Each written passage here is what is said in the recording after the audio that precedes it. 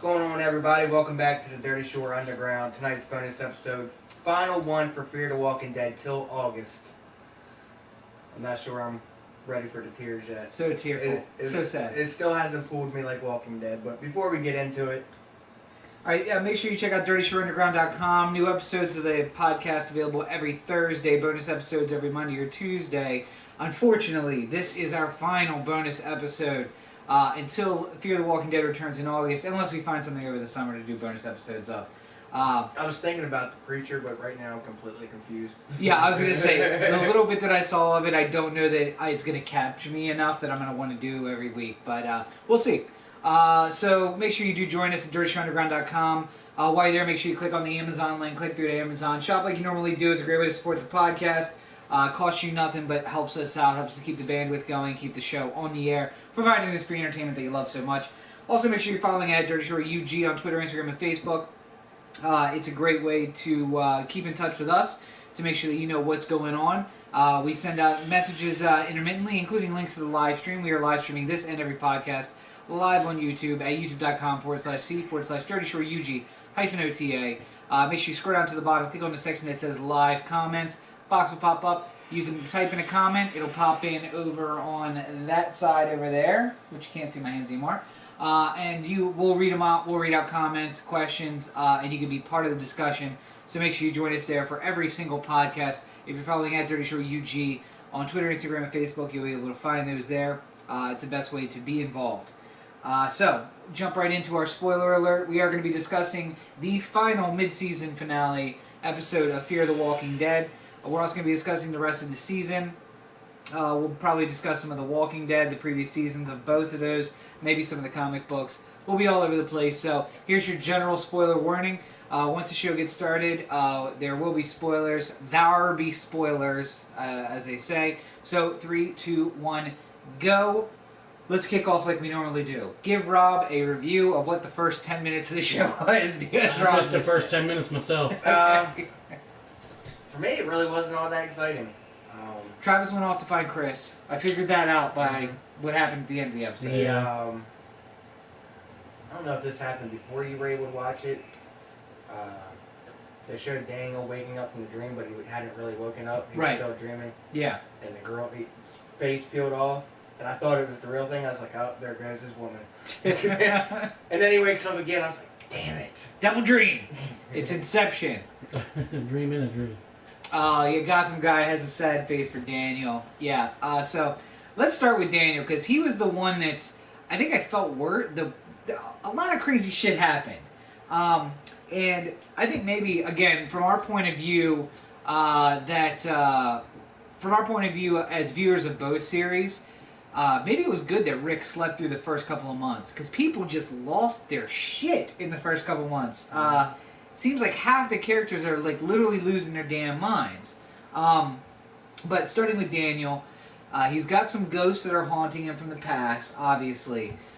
He has got some religious guilt, for whatever that's worth, and he is feeling bad that he didn't bury his wife. Now, what happened with his wife? I thought they buried her at sea. Did they not do that? I thought they did. Or no, that was Travis's ex-wife. That was Travis's ex-wife. That's right. Where did it? She died in the holding place. She did. That's right. So they didn't get to bury her because they came to rescue her right after Daniel let loose the 5,000 zombies inside the arena. Mm-hmm. So he's got a real Rick thing going on. And last week, if you would check out last week's episode, if you check out the cards, you'll be able to find the entire list of our of all of the podcasts for this. So if you go look up into that corner there, you're going to see a exclamation point. Click on that, and it'll take you to all of the bonus episodes that we've done. So make sure you check out last week's episode where we talked about maybe Fear the Walking Dead's going to the well a little bit too much, and they're going to the well of Rick talking to his dead wife, Daniel talking to his dead wife. Is there too much of that stuff going on? This episode gave me the sense of Walking Dead Season 2, 3, and 4 all in one episode. Right, just kind of... And last episode, too, to some extent, like jamming some of that stuff in there together. So, I mean, it's. I guess that there are common themes given the circumstances, but they're going to the same ideas, the same well for the same stuff, and I just don't know that they need to do that. But so we got a guy who feels guilty because he didn't bury his wife, and they're super Catholic. I think they set that up pretty well by him telling Strand not to bury Tom where he was going to bury him because it's not a graveyard, it's not a holy ground. But so we know that means a lot to him, and that's why I guess his wife is haunting him. So follow that through to him losing his shit. Where was he going with Ophelia? That's the question. I think he was trying to leave. To go back to L.A. to bury his wife? Was that the plan? Like, I just lost his damn mind, but in and out of crazy. Extreme crazy and bad. I think he knew they weren't good people. Yeah. And his first thought was just to try to get away. Okay. I mean, he knows it was a demon ground, if you want to call it that. Right. He said it was very unholy and nothing but evil lived in the area. Yeah. Zombies all around you just being held. Gotham Guy says, I think Daniel was sick. He did have a tumor in his brain, or did he have a tumor in his brain? I was trying to remember while I was watching that. Was there some kind of announcement that Daniel was sick before?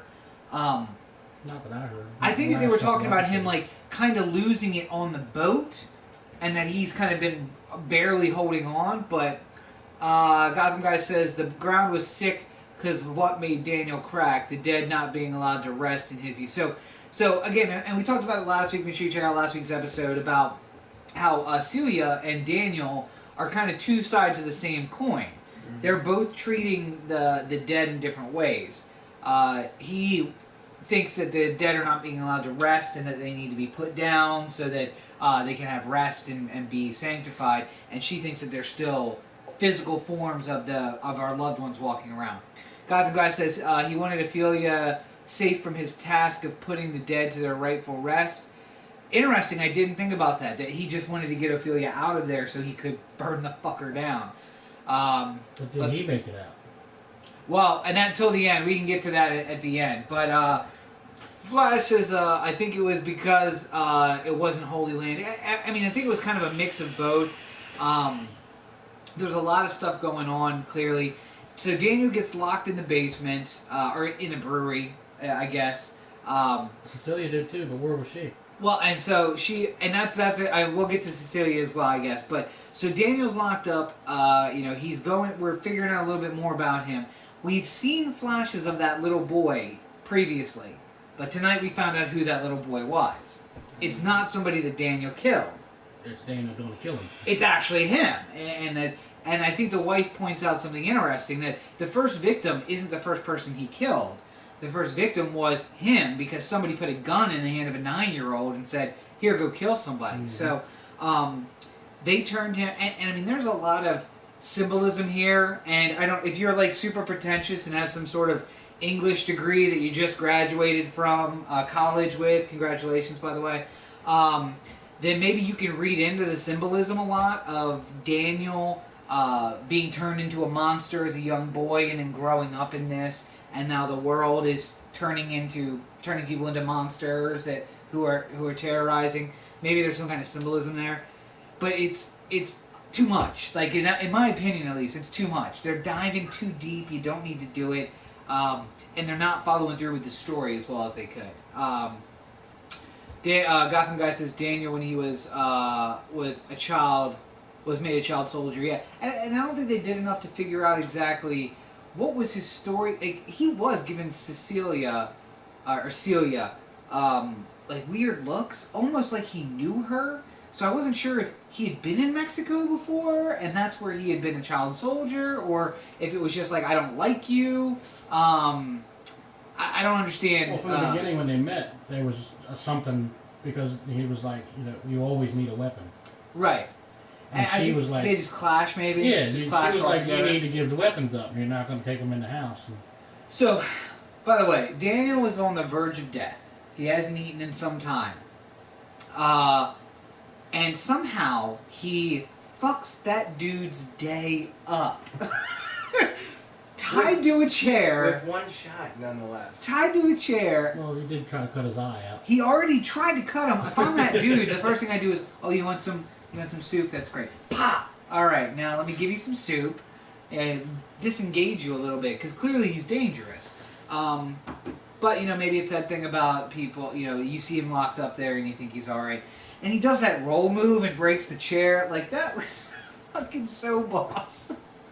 Daniel, other than being crazy, is my hero for this season. Like, he has been resilient. He's pushed everybody through. And I think maybe that's the story, is that we get to the end and, Gotham guy headbutts him and then purposely trips over him, but rolls so that the chair breaks on the back. Backdropped on top of him to get that little extra damage in on him. But so he is seriously my hero for the season. Other than the craziness at the end, where, he's been resilient and pushed through. He's fixed everything that he needed to do. Karina asked, why did he untie his hand like a dumbass? Because I think Arcelia was going to feed him, but Mr. Macho was not going to feed him. He was going to have him feed himself the soup. And probably figured, what's the worst he could do? He's tied up. What's the worst he could do? He could headbutt the shit out of you and then burn you alive. Well, I think he found out what the that's worst going to was. happen, yeah. So, did you notice? So, a couple of questions, and we can kind of feed this into Arcelia's story. Daniel then gets out and decides he is going to burn this unholy place to the ground. I think it's an interesting point for the folks in our chat room. Thank you guys for joining us. Once again, it's youtube.com/c/UG-OTA. Live streaming every single podcast where you can comment live. He wanted to get Ophelia out originally because he had been planning to burn down the place the whole time. Did you notice he made a cross in the floor with the gasoline? Mm-hmm. And then kind of stood over it. So here's the big question. Did Daniel get out? I don't think we'll know yet, and I think with the backstory we've been getting on him, it ain't looking so well. And the way they made it out was Celia went in like right before he did, so... Right. And it's all about timing, too, and we know that we have really no concept of time and when things occur. So it may be that happened hours before. There's no telling, really. Gotham Guy said to allow Daniel to feed himself because he wasn't going to spoon feed the guy. Yeah, that's exactly right. You'll do anything for your children, Celia says. Not realizing Madison locking her in. Yeah. So here's my thought about Celia and Daniel. One, he does the cross. He's blessing the place. And did you notice that the zombies became his victims? Mm-hmm. He started seeing them as his victims again. Well, somebody steps forward and looks like his dead wife. My thought is that is actually Celia. That he's seeing Celia as his wife, because earlier, obviously, they were there together, kind of in... he was hearing his wife's voice while Celia was there. As soon as she left, his wife appeared. So I think that Celia got left in there, got eaten, and then Daniel saw her as his wife. Like, oh, I finally found you, my love, and I'm going to set you free. Now I'm going to get rid of your body the way that I should have. Gotham Guy says Daniel purged his sins. He may have immolated himself. I think that there's a chance that he did immolate himself, burning himself alive. But I don't know that we necessarily know that. Well, Flash, she was symbolic dressed in white, but I think that she was actually wearing the same thing she was wearing when she died. Because I want to say that outfit is what she was wearing in the barber shop, which is what she would have been wearing at the time that she died. So, or the last time Daniel saw her anyway, before they put her in the gown. But also symbolic, yes, if we're going to get pretentious and English majory. So I think that Cecilia, so interesting, Cecilia has kind of a stranglehold on this group. Mm-hmm. And I think we've started to see with Nick that she really does have a interesting point of view. It's not just about the power. I think she actually has drank her own Kool-Aid and she believes it. So what happened before in that first 10 minutes with Cecilia and Nick? Nothing really, as far as I remember. I know he had a talk with his mom. He was talking about, I can walk among them, blah, blah, blah. Well, that was in the shower. I saw that part. Was there apparently he had talked to her before because he went and got her son. Right, yeah. Oh, yeah, that's right. He talked to Cecilia. And he went and got her zombie son? Mm-hmm. And brought him back. Back to the house. Mm-hmm. Okay, so that's weird. So Gotham Guy says, I also wonder were the zombies full when Celia was locked in the cell because they were eating something. I don't think I've ever seen full zombies yet in this universe. I also think that maybe Celia drank her own Kool-Aid.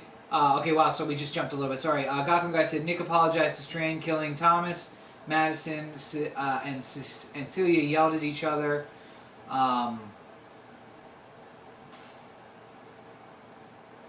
Oh, Nick, I did catch a little bit of Nick talking to Celia and saying, you know, I've done this for you so my family can stay. I'm sorry that your son died and all that stuff. We also found it's not really your son. She was the housekeeper. I suspect she probably killed his parents and just raised him as her own. A lot of creepy stuff going on there.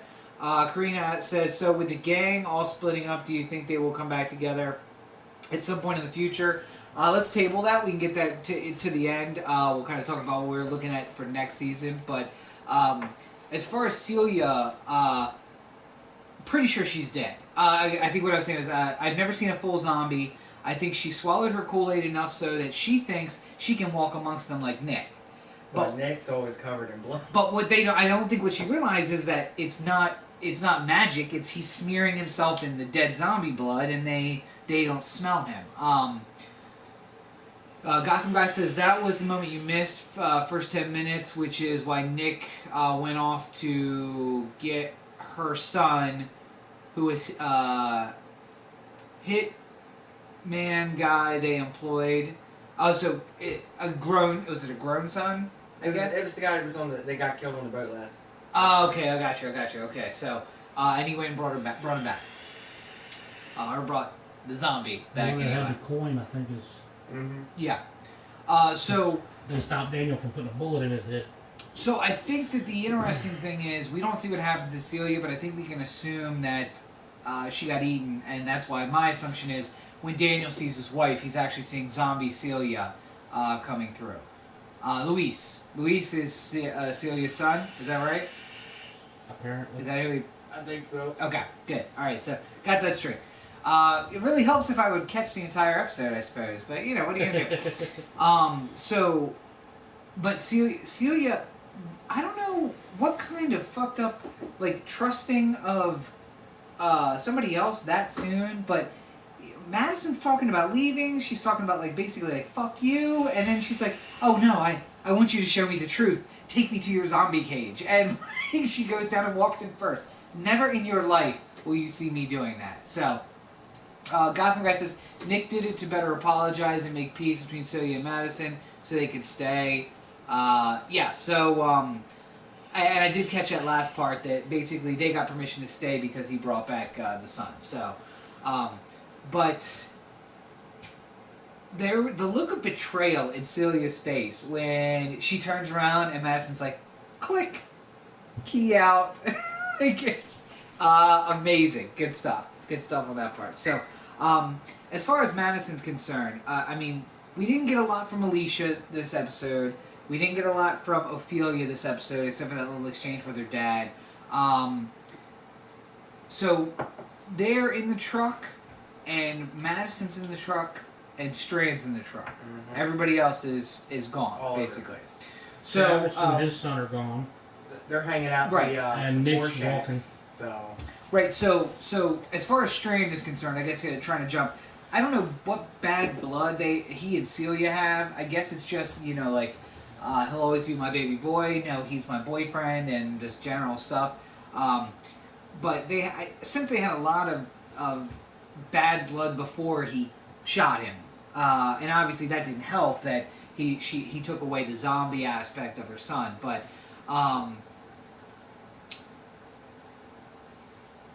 so Gotham Guy says, wrong last week, Chris went in the room for the knife on the bedside table.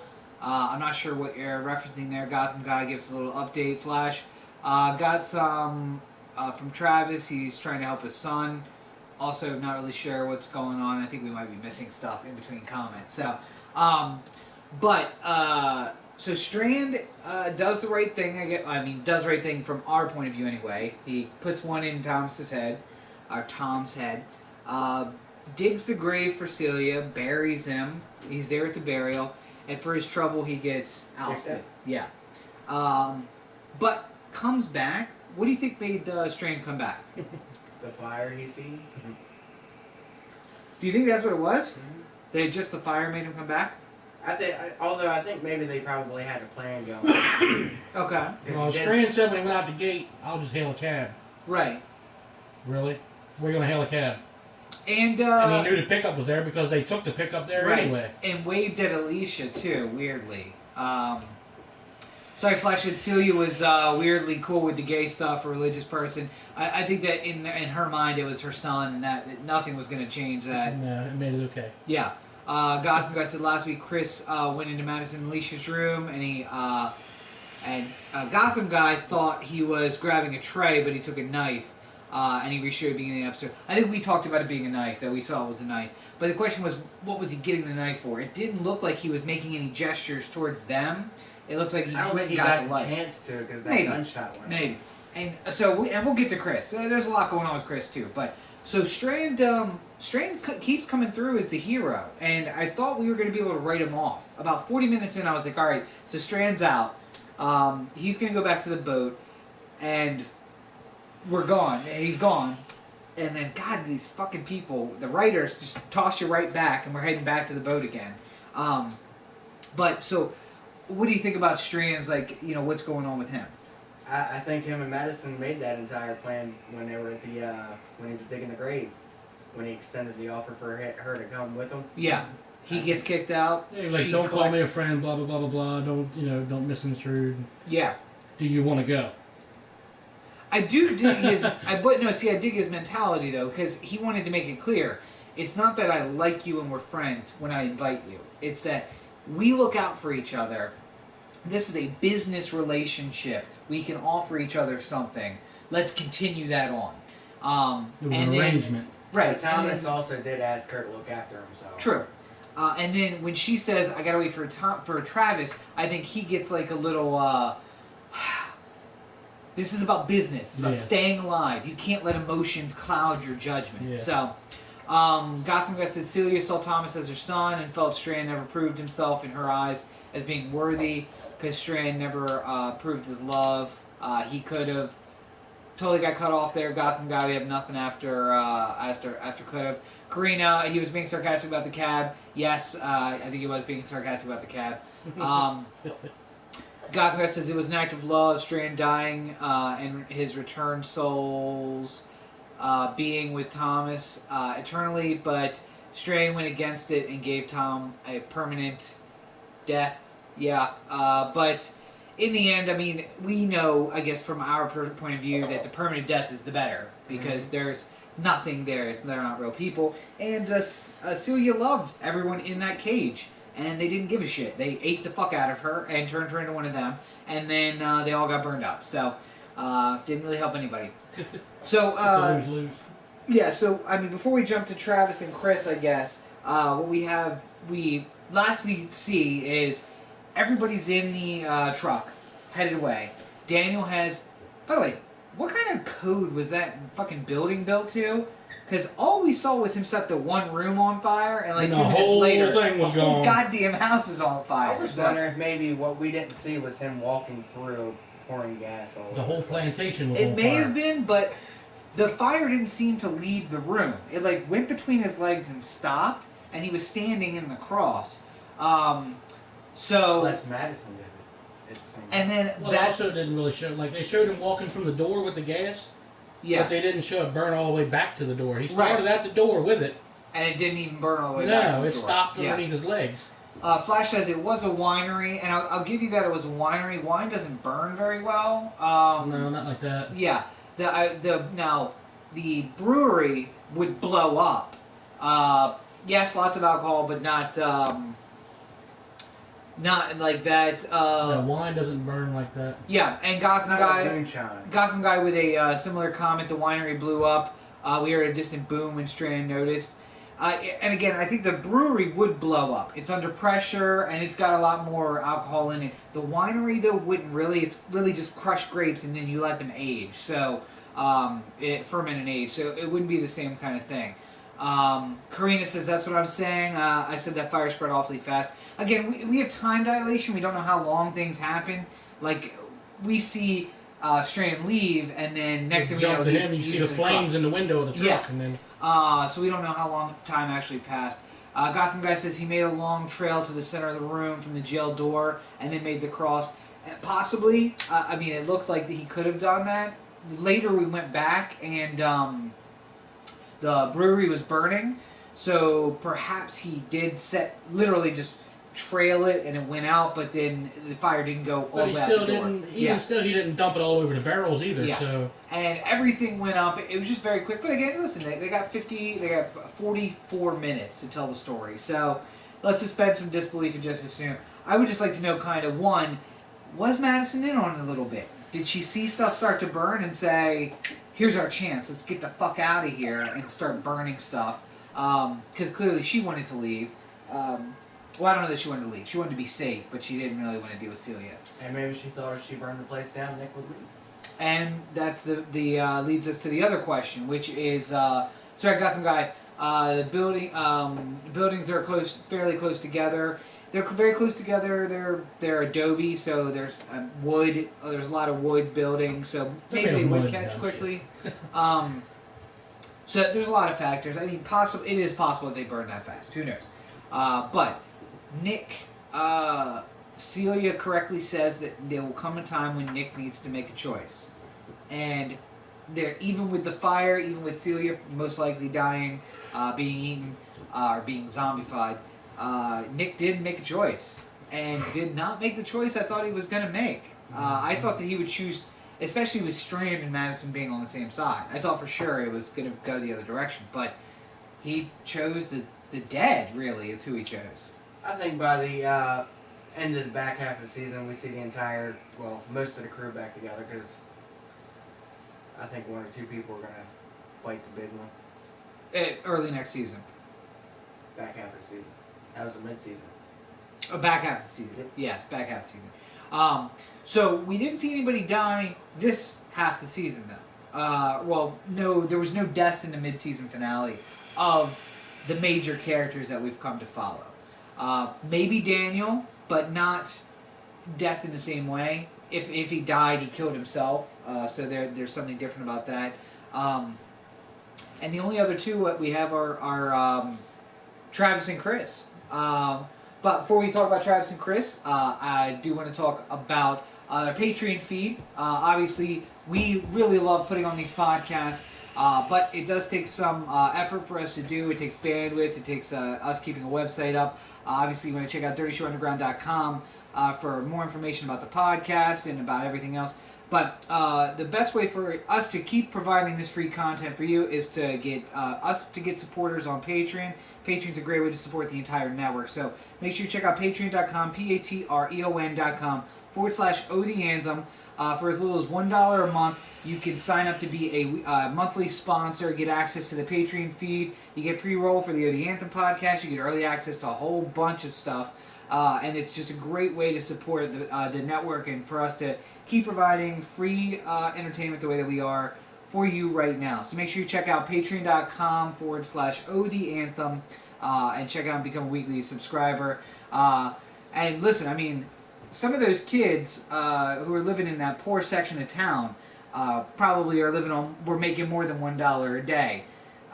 We are asking for $1 a month on the Patreon feed, so you really can't beat that. But so Chris goes running off to I guess the servants' quarters is what you would call it. So I must have missed that as well. Did that happen at the beginning? Did Chris leaving happen at the beginning? Yeah, he took off. You see him shoot out the door from the gunshot, and then he disappears. Right, yeah. Travis goes after him, and then Nick said that he told Madison he would go get him and bring him back. Except for Travis went out without any shoes. Like an idiot. And Nick went out and then cut open a zombie and smeared blood all over himself. I'm starting to think he's got some kind of weird thing that he really likes being covered in blood. Because he seems to do it a lot. And he only really showers because I think his mom is telling him to go shower off. Because, every time we see him washing off, it's because somebody is, bringing him clothes. So you can imagine somebody said, go shower. Otherwise, he just, walks around with blood all over the place. It's insane. He's being smart about it, though. Yeah. He could go to sleep like that and know he's going to wake up still alive. Fair enough. Although I guess it remains to be seen if it dries, does it still...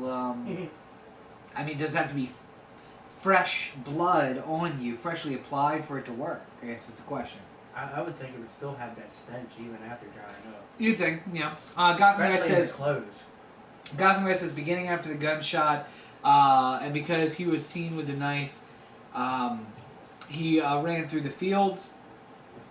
Excuse me. Gotham Guy says Travis was panicking and just woken up and saw Chris take off and knew he'd lose him if he stopped.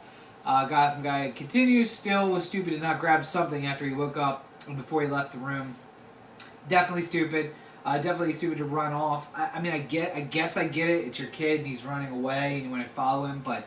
and then we got that crazy scene in the house where Travis realizes that a guy who speaks no English... By the way, Travis, I want to have a little word with you. You are clearly Latino. And you speak no English, no Spanish whatsoever. I speak better Spanish than Travis does. Travis lives in Southern California and seems to be Hispanic. That's ridiculous. I didn't need to read the captioning in order to follow what the guy was saying, and Travis clearly had no idea what was going on. But, Karina says zombie blood is already coagulated, so it shouldn't really make a difference. Very true. So I guess the stink, because it's coagulated, the stink would kind of stay the same no matter what. Travis is Indian. He's not Hindu, he's Indian. Travis is Middle Eastern? Is he? I thought he was Hispanic. I think he's Hindu. I think in real life he's Middle Eastern, but I think he's playing Hispanic here. Because Chris, I think, is Hispanic. The actor is Hispanic. They have a Middle Eastern guy playing Hispanic, and then his son is Hispanic. So, Gotham Guy says zombie bodies smell bad, worse on the inside. Smearing that on you should cause a funky stink for a while. Flash says, hashtag socially acceptable racism. I'm glad we could bring that over to this podcast tonight. So, yes, hashtag socially acceptable. Socially acceptable racism. Karina says the mother was Hispanic. Yeah, and that's the mom being Hispanic just made me think Travis was Hispanic. Chris's last name was Hispanic, although it is escaping me now. But it seemed like everybody's treating him like he is. And maybe that's just my false assumption because he's got brown skin and everybody around him's Hispanic. But more importantly, he lives in Southern California. You got to know a little bit of Spanish if you're going to live in Southern California. And he knows no Spanish. He knows este is vaguely east, maybe. That's the only word he seems to know. But he sees that there's an English book on the bed. And that gives his trigger. And so... Did you know what was going on in that room with the two fathers talking? Until he was trying to get him out the door, I did not know that Chris was in the house. Yeah. What did he give him? I think that's the scene I walked in. He gave him some water and a pair of shoes. Because he had no shoes on. Right. Okay. And then there was a bundle that looked like a kid sleeping. Is that what that was supposed to be? I don't really remember. Looked like a pillow. It looked like... You remember when you snuck out? Well, maybe you didn't have to do this. You snuck out and you formed the pillows into a body and you tucked the blanket in around it. I was going to say, I only had to sneak out once, and that was... I was staying at my mom's house and I snuck out to go to the carnival when I was 8 years old. Man, all this trouble. And the whole time I was there, I seen all my family members. Manawa is Travis's last name. Is it the character Travis, Karina, or is that the actual actor's name?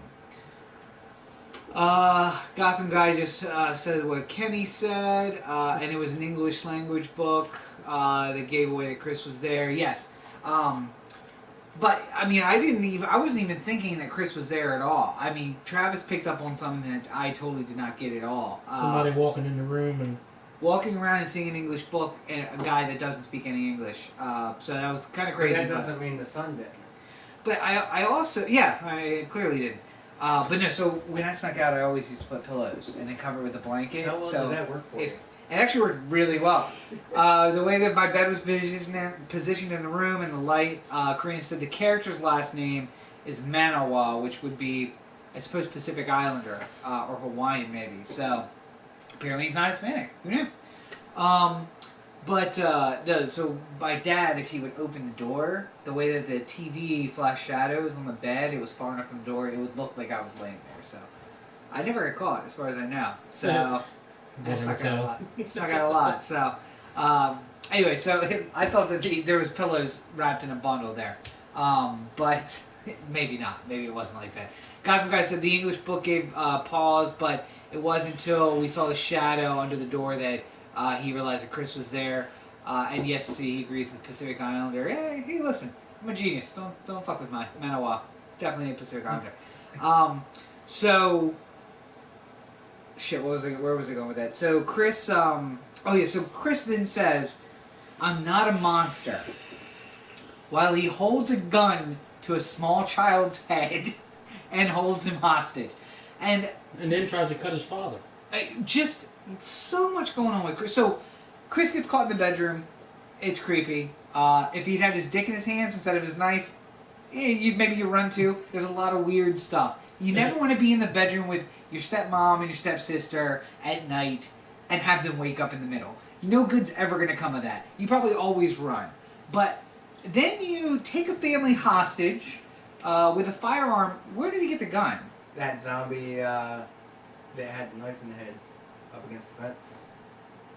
Oh, that's right. A while ago. The knife out of a while ago, yeah. No, that was while Travis was chasing him.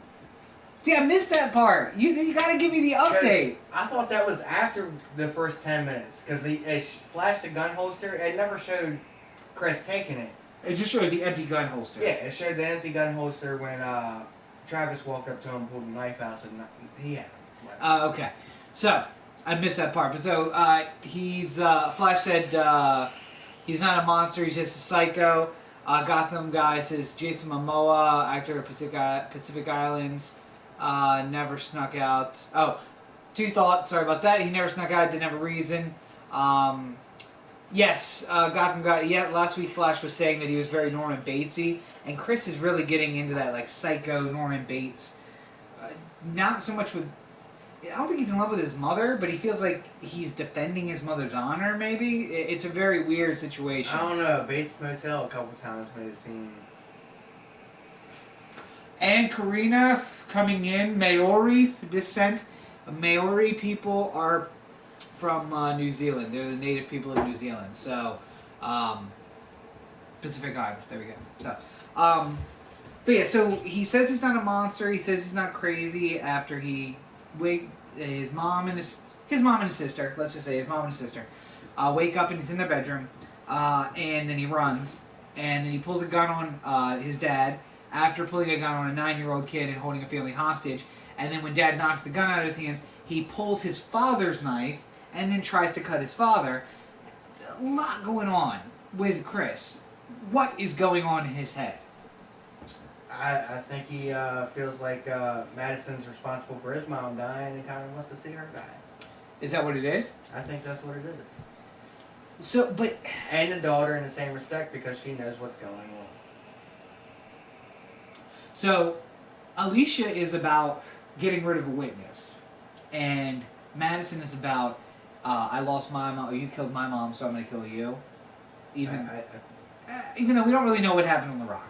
We don't really know what happened. Mom said she couldn't do it herself. Travis started to do it, but, whatever. Who knows who did it. Flashback. Yeah. I mean, that may be it, but then to pull the knife on your dad is really fucking weird, right? Like, so what's going on with all that? I don't know. I would have pulled a knife on my dad for that. Weird family dynamic. Can't say that I'd ever pull a knife on my dad. But, and then Travis deciding to stay, if you were Travis, would you stay and help Chris, or would you go? Probably would have left. I'm one of his head and went on about business. Chris? Shana? You're not going to keep us alive. Goodbye. We just like... I mean, I've already said, I'll leave people behind. I don't know that I would kill them, but I would definitely leave them behind. Karina said, I think Chris didn't help her because of what Jesse McPirate, I think that's what we're calling him, right? Jesse McPirate. I think that's what we agreed on. Character said to him on the boat, how people he called family would turn on him in an instant if they weren't really family. But it doesn't make any sense because he seems to be trusting some people, but he doesn't trust the people he calls family. Like, he trusts Strand, he doesn't trust, and he seems to trust Nick, but he doesn't trust Alicia and Madison. And I think that there's some weird... Obviously, he doesn't trust his dad.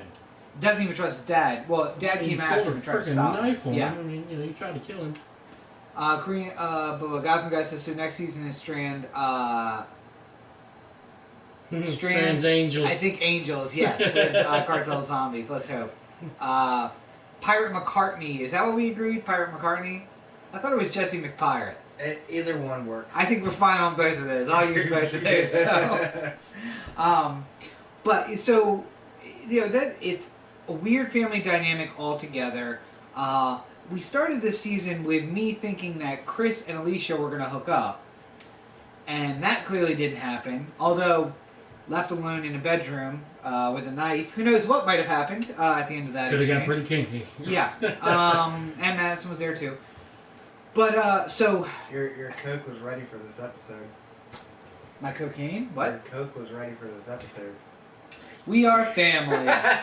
Thanks, Coke. So now we're left in with a situation. God, the guy says Pirate McPirate. No, that doesn't help. Jesse McPirate or Pirate McCartney are both acceptable terms, as is hashtag socially acceptable racism. Karina says, thanks to Fear the Walking Dead, I started watching Summerland again. What's Summerland? I guess Jesse McCartney. Is in it or something. Okay.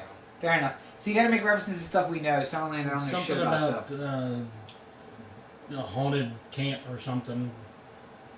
I've seen a preview for it on the thing. Oh, so they're all different. Okay, fair enough. All right, so we're left at the end of the episode with Daniel, uncertain. MIA. Probably dead, but uncertain. Inside a burning building. Burning compound, really, because the whole compound's up. Daniel and Celia. That's true. We didn't see Celia die. I still think that him seeing his wife... I'm sure she knew it was coming because she had tears coming out, so... Well, and I don't know if the tears were about that or about, like, testing her faith. Because I think she fully believed she could walk in there and not get hurt. So it happens when you drink your own fucking Kool-Aid. You gotta know when you're selling everybody else on an idea and when it's not true. When you start drinking your own Kool-Aid, it turns into a problem. So, So Charles Manson never drank his own Kool-Aid. Hey. You leave Charlie out of this. So, Celia and Daniel are MIA, but assumed dead inside a burning building. I think all of the rest of the staff was gone after the funeral, so nobody else is there. But in the background of the truck, what we saw is a group of zombies and a group of villagers coming in the same direction, and then we later saw another group of zombies. And what we know from our knowledge of the universe is that the fire will draw the zombies in. Mm-hmm. Zombie cartel. They'll burn, but they won't stop. So everybody else is out of the house, right? Am I right about that? Yeah, okay. So in the truck we have Strand, Madison, Ophelia, and Alicia. Strand, but if Strand is straight, we're about to test whether or not he is straight, I suppose, because he's gonna be on a boat with 3 ladies, all by the Yellowstone. Everybody has needs, even in a zombie apocalypse. So heading back to the boat. What's the plan? If you're Strand, what's the plan right now? I have a feeling he'll just sit just offshore a little bit for a little while to see if Nick shows up or Travis or Chris or... Right. But after that, where do they go? Because this season was all about get to the boat, and then... No. Season 1 was all about get to the boat. This season was about get to Mexico. Now we're here. So where is the next get to? Georgia.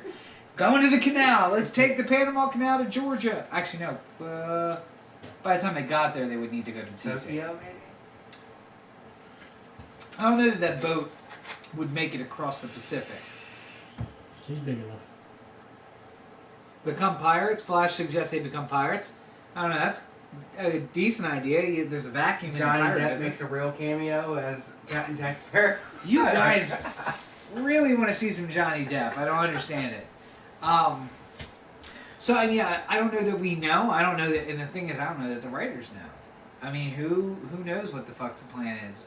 It's get them to the boat, really, and they're not even on the boat yet. So they're still in the truck. They are in the truck just leaving. So there's a lot of adventure that can be had between then and the boat. At least 2 episodes worth with the pace that the show usually goes at the beginning of the season. But the compound wasn't really that far away from. It doesn't matter. The shoreline. This show can stretch out in time, and it can make time go. I mean, I'm just saying, just for general purposes. Yeah. It's not that far from the shoreline. It didn't seem like it was that far. Gotham guy. I'm not repeating that. Go to Hawaii. I think that Hawaii would probably be a good call. Maybe go where Travis is from. Flash says I think he's from Southern California. I mean, we were talking about genetic makeup and race, but I think he's from Southern California. They're probably going to go try to find Travis. But how do you find him on a boat if he's not around? And Nick said that they couldn't find him, so... but Nick did find him. Nick did find him, right. But I think that maybe Hawaii is a good idea. And, if I'm the director, I'm like, you know what?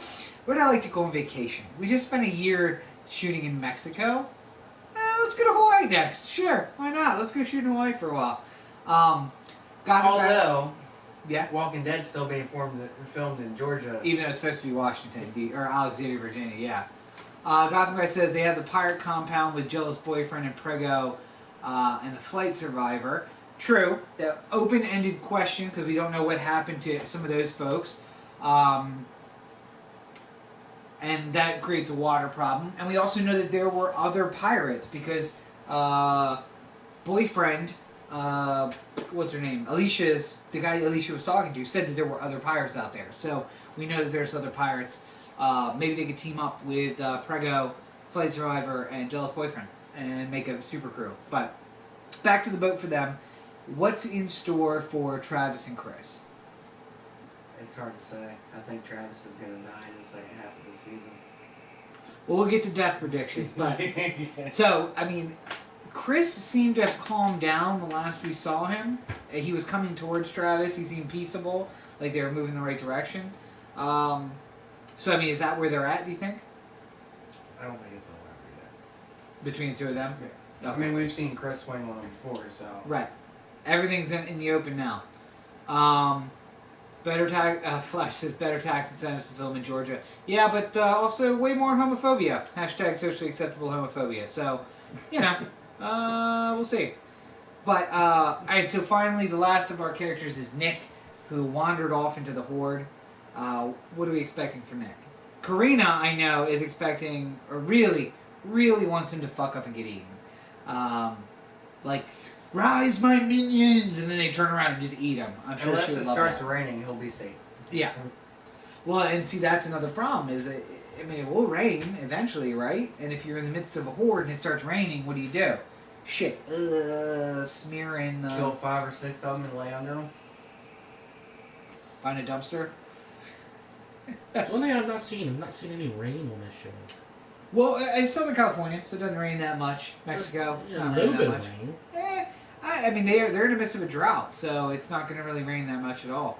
Gotham Guy says, would they do like they did in The Walking Dead after the prison fell, a few standalone episodes focusing on the split group before they come back together? Yes, I think they absolutely would do that. I think that's going to be what they do. And they'll give us a little sense that maybe they'll never get back together. Because keep in mind, after the jail fell, they were looking for each other, but there were a few episodes where it was unclear that they were ever going to find each other again. It was like, maybe we are splitting this into several shows. it's all going to run under the same banner, but we're going to follow different people. Because I think everybody except for Daryl and what's her name actually ran into other people. So, who all died? Everybody was following the train tracks in Terminus. Right. So. Alright, so, I guess we'll have to wait till next season to see what the plot is, but our Deadpool, we fell way short on our Deadpool this year. No major characters died, unless Daniel well, the season's not over yet, so... Well, the mid-season. This mid-season finale. But we didn't know it was just going to be a mid-season either. Right. So who are we looking for as far as a death is concerned in the second half of the season? Nick. Travis. You think Travis? I know Karina really wants Nick to die. Bitch ass. Really wants Nick to die. And he's setting himself up for it. Strand? I feel like Strand has the hero complex that all of his bullshit aside, he's going to make some dumb decision and sacrifice himself for the people. And he gets to die a hero's death, and he gets to go be with Tom, and blah, blah, blah, blah. And something tells me that is where they're going to go. He has too much of a hero mentality to... Yeah. To just lay there and eat some fucking fake-ass wafers and But die. he says he doesn't. That's the other half of it. He pretends like he doesn't care. Yeah. But we all know that he does, so... Otherwise, they would have never all been on the boat in the first place. And why would he even ask Madison to go again? Right. No need to do that. He could have just gone. Right. Gotham Guy says those girls from the prison never made it back into the group.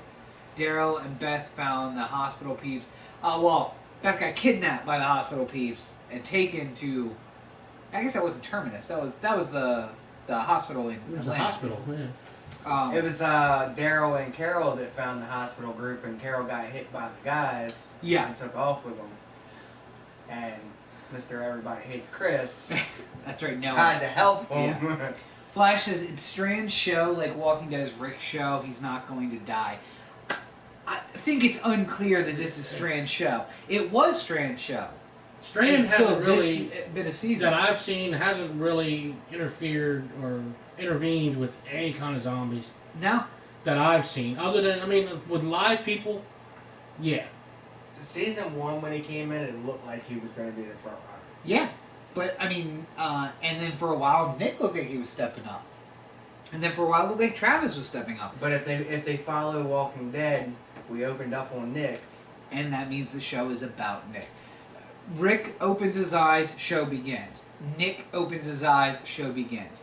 But in the end, also, they might be just doing a more ensemble cast, which, by the way, makes it easier to do, because they're limited by the comic on The Walking Dead. Or the graphic novel, sorry. The graphic novel on The Walking Dead. But ensemble casts work better for this kind of thing, because really, everybody is up for grabs. No one is safe. And if you say it's about Nick, then you kind of know Nick's never going to die. No matter how much danger he gets in, he'll never die. How much more danger could you really get into walking through a herd of zombies and not being touched? How much more danger could you put yourself in? Well, so here's the thing. So we're watching, and Nick is walking through a horde, and he's got blood all over him, and we hear thunderclaps, and it starts to rain.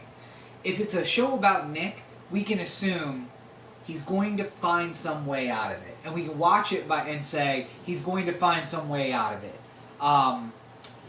But if it's a show about no one or everyone, then we don't know that. He could just die there. He could get eaten. Gotham Guy says, just realized the little girl who killed her sister in Walking Dead had a similar mentality towards the dead as Celia. She did, in fact, do that, yes. Gotham Guy says, but I don't want Alicia to die. I don't want Alicia to die either, or Ophelia. I'm hoping maybe, this thing gets pushed over to HBO. We get a little action going on. HBO could have had it. I know. God, how upsetting is that? HBO is these days kicking themselves in the ass. I'm sure they are. Walking Dead. Flash said Alicia's death would impact everyone. It definitely would. Agrees Gotham Guy. So, in the end, I don't know that we can say anybody will die or won't die. If they go the direction of an ensemble cast, the show survives. And that way you can actually say, oh, hey, you don't want to be on the show anymore? Great. We kill you. We move on. at this point, if Andrew Lincoln decided he doesn't want to do the show anymore, show's over. Because you cannot do that show without Rick. Or you go in a totally direction off the comics, and then that's really risky. Game of Thrones is doing that. Yeah, I know you don't watch Game of Thrones, but Game of Thrones is doing that. They're off the books now, and they're doing really well, but there's no telling that that's going to be repeated. So, and I mean, in the end, with an ensemble cast, you can say, hey, so everybody gets on the boat sinks, great. Everybody's dead. Everybody's dead, but Travis and Chris meet this father and son, and now we have a new show that's these people surviving. So it's totally changeable. But so your bet is on Travis. He's my number one right now. Right, and we got Karina's on Nick. Strand. I don't know that. I think mine's on Daniel. I think Daniel's gonna die. I think Daniel's already gone. I mean, for as fast as that place went and you didn't see him at all, yeah, he's gone. Yeah. I would say that my bet is that we see Strand die at some point. I don't know if he's the first to die. I do think he's going to do something stupid, but I would say Chris. I think Travis is going to end up having to kill Chris, and he's going to justify it and say it's out of love. Or it's going to be Chris killing Travis. Could be one or the other, but I imagine that given the fight that we've seen thus far, it's likely that Travis gets the upper hand and realizes, like, it's either him or me, and I gotta kill him. Or kills him by accident. Or maybe kills him by accident. Like, I thought it was going to happen when they were fighting with the knife. Yeah. I thought because it was kind of weird, because it was like, did he throw the knife away?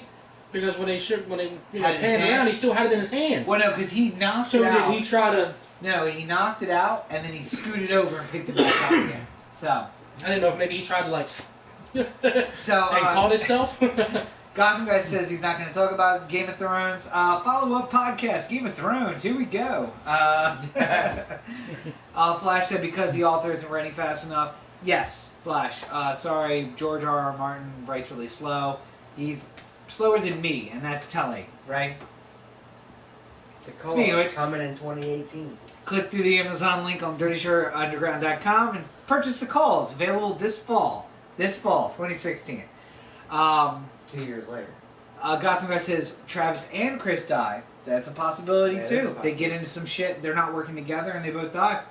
Also, you go running out of a house screaming, Chris! Chris! That just attracts zombies. Don't do it. You're making too much noise. Yeah, don't do it. So, I guess we'll have to see what adventures they get into. We'll have to see who survives. As it stands now, though, we know who's here going into the break. And I'd just like to say, I think we called it way, way back in episode 3 when we said, Fear Walking Dead, Fear the Walking Dead, break. Fear the Walking Dead, Walking Dead. Because Fear the Walking Dead is returning in August of this year. So make sure you tune in along with us at DirtyShirtUnderground.com. Last comment of the night, Flash says, I have other books you can read, Kenny. I'm working on it. Yeah. They're also really good books. And Flash highly suggests them, so check them out. They're available on Amazon. You can find a link to those books. You know what I do with my tablet when I'm at work? What's that? Play stupid games. And the book's on there. It would be easy enough to read the book. Because I can walk away from the game and help a customer, but if I get into the book, I'll probably not even notice the customer in the store. And it's easy enough to just bookmark and walk away. But you can find, if you'd like to purchase my book, you can click through the link available at DirtyShirtUnderground.com. While you're there, make sure you check out the newest episodes. New episodes are available every Thursday. Bonus episodes every Monday or Tuesday. Unfortunately, this is our last week of a bonus episode. We have so enjoyed sharing our Sunday nights with you guys. Thank you so much for joining us. We hope that you join us every week for our weekly show. Make sure you are following at DirtyShirtUG on Twitter, Instagram, and Facebook so that you know when that is. We'll try to be better about updating and giving a little bit more notice about when it is that we're going to record so you can kind of build your schedules around that. It's really easy to say Sunday nights because we know we're always going to be here. So we'll try to give you a heads up. So make sure you're following at DirtyShirtUG, Twitter, Instagram, and Facebook. Make sure you're checking out DirtyShirtUnderground.com. And make sure you're going to youtube.com/C/DirtyShirtUG-OTA where you'll be able to find all the links to all of the previous episodes where we live stream all of those. You're not the only person that thinks Ross is Ross. What about sorry, Gotham Guy says, what about bonus about Ross being a chef who works for the Mafia. As soon as we see that show on June 5th, we'll have to see what the breakdown is. I watched a little bit about Preacher. Wasn't really excited about Preacher. We'll see what Feed the Beast looks like, so we'll check that out as well. But you can find all that information and more on our latest episodes, available every Thursday at DirtyShortUnderground.com. And make sure you're following at Dirty Short UG, Twitter, Instagram, and Facebook. You can find me on all my social networks at Robert N. Cheek. Make sure you check out robertncheek.com for more information on me, links to my political blog, my news website, and direct links to those books, which are available on Amazon. And you can also sign up for my mailing list, which is expanding every single day. Thank you so much to everybody who's signing up there. Big shout out to everyone in the Alliance. Make sure you check out Anthem Alliance, new episodes every Friday. On the Anthem stream for right now, but AnthemAlliancePodcast.com is coming very soon, so keep an eye out for that.